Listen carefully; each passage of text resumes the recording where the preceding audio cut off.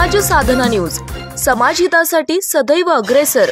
नागपूरमध्ये घडलेल्या हिंसाचाराप्रकरणी आता कारवाई केली जात आहे। दोषींना सोडणार नाही अशी भूमिका गृहराज्यमंत्री योगेश कदम यांनी मांडली। यावेळी त्यांनी अधिकारी माहिती देताना दंगल घडण्यापूर्वीच्या काही गोष्टी निदर्शनास आणून दिल्या आहेत। नाही बघा, परवा नागपूरला जी घटना घडली त्यानंतर तपासामध्ये आणि व्हिडिओ रेकॉर्डिंग्समध्ये ज्या गोष्टी समोर येत आहेत त्या अतिशय गंभीर आहेत आणि त्याचं गांभीर्य लक्षात घेता जे कोण दोषी आहेत त्या सगळ्यांवरती कठोर कारवाई केली जाईल।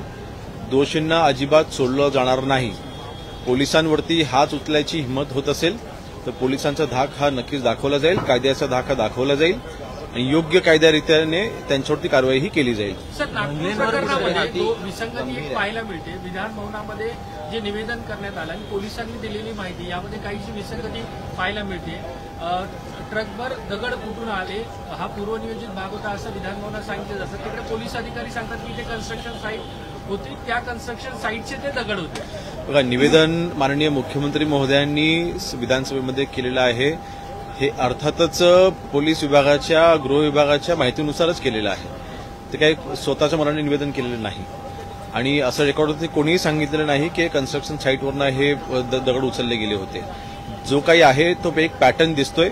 घरावरनं छतावरनं जर का दगडांचा वर्षाव होत असेल तर ती फार अतिशय गंभीर बाब आहे आणि हे कलेक्शन केल्याशिवाय होत नाही।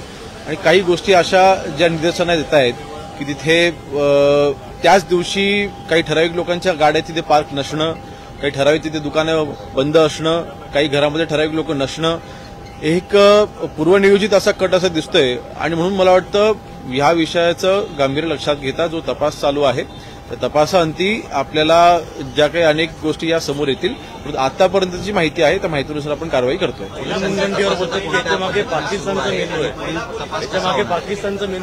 नाही, तपास तर चालू आहे याच्यामध्ये आणि तपासामध्ये आता आज देखील आपण पुन्हा 4 लोकांना आपण अरेस्ट केलेले आहे। काल रात्रीपासून जवळपास 54 लोक आपण आता ताब्यामध्ये आपण घेतलेली आहेत आणि सगळ्याच अँगलने शेवटी मी मग काल देखील म्हटल्याप्रमाणे जर का अशा पद्धतीने ठरवून जर का काही गोष्टी होत असतील, तलवारी आणणं, त्यानंतर ते मॉबमध्ये ज्यावेळेला लोक एकत्र आली होती त्यावेळेला आग लावून टाका, खतम करून टाका आणि अशा ज्या गोष्टी केल्या त्याच्यामुळे हा मॉब जो आहे तो भडकला आणि त्यांनी तिथे हे सगळं कृत्य केलेलं आहे। त्याचे सूत्रधार कोण हे देखील आम्ही शोधतो आणि लवकरच ते देखील आपण ताब्यामध्ये घेऊ। बरेचसे व्हिडिओज व्हायरल होत आहेत, हे व्हिडिओज थांबले पाहिजेत अशी सुद्धा मागणी होती। यासाठी सरकारची थोडं व्हॉट्सअपवरती ज्यावेळेला व्हिडिओज स्प्रेड होत असतात ते थोडं थांबवणं सायबरदृष्ट्या देखील थोडं डिफिकल्ट असतं। बाकी फेसबुक, इंस्टाग्राम वगैरे आपण सगळे व्हिडिओ थांबवतो, थोडं व्हॉट्सअपवरती डिफिकल्टी येतात, परंतु सोशल मीडियावरती म्हणजे जर का कुठल्याही चुकीच्या पद्धतीने व्हिडिओ स्प्रेड होत असतील तर त्यांच्यावर देखील आम्ही कारवाई करणार आहोत। आपल्या परिसरातील महत्त्वाच्या बातम्या पाहण्यासाठी आमच्या समाज साधना न्यूज चॅनलला YouTube वर सबस्क्राइब करा आणि बेल आयकॉन प्रेस करा।